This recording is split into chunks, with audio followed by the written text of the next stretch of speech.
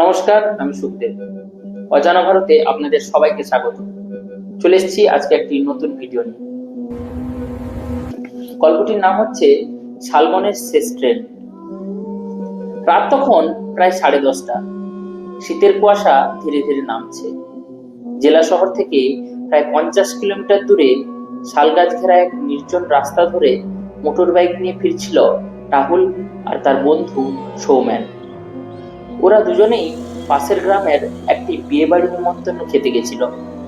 কথা বলতে বলতে কখন যে মূল রাস্তা ছেড়ে ভেতরের একটা সরু পথ ধরে ঢুকে পড়েছে কেউই খেয়াল করেনি। হঠাৎ সৌমেন বলল, এই রাস্তাটা কি ঠিক আছে? আমার তো চেনা লাগছে না।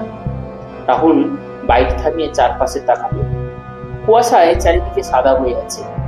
দূরে কোথাও একটা লোহার শব্দ ভেসে আসছে, যেন ট্রেন লাইনে ট্রেন আসছে।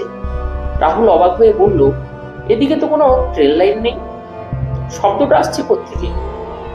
কিছুটা এগোতেই কুয়াশার ফাঁক দিয়ে একটা ছোট্ট স্টেশনের মতো দেখা গেল। ভাঙা সাইনবোর্ডে অস্পষ্ট অক্ষর, প্ল্যাটফর্মের এক কোণে হলুদ আলো জ্বলছে। ওরা বাইকটা সাইড করে ঢুকলো সেখানে। স্টেশনটা অদ্ভুত নিঃশব্দ।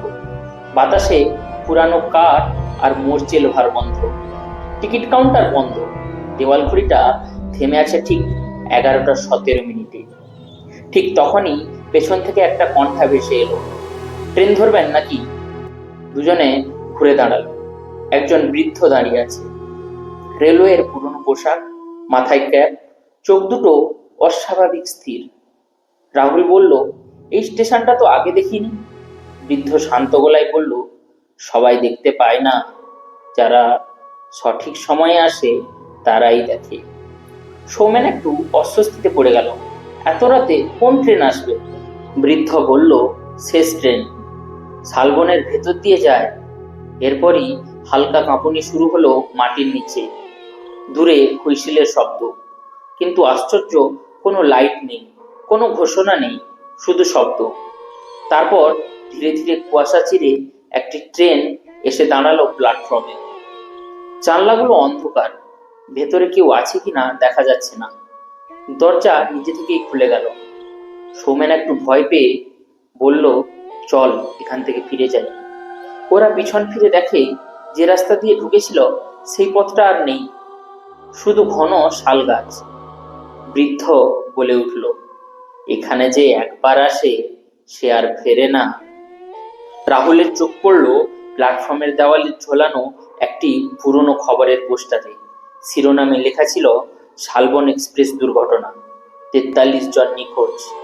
তারিখটা আজ থেকে ঠিক 10 বছর আগে, কিন্তু সময় 11:17। দেওয়াল ঘড়িটা হঠাৎ চলে উঠল, টিক টিক টিক করে। ট্রেনের ভেতর থেকে যেন কারো নিঃশ্বাসের শব্দ।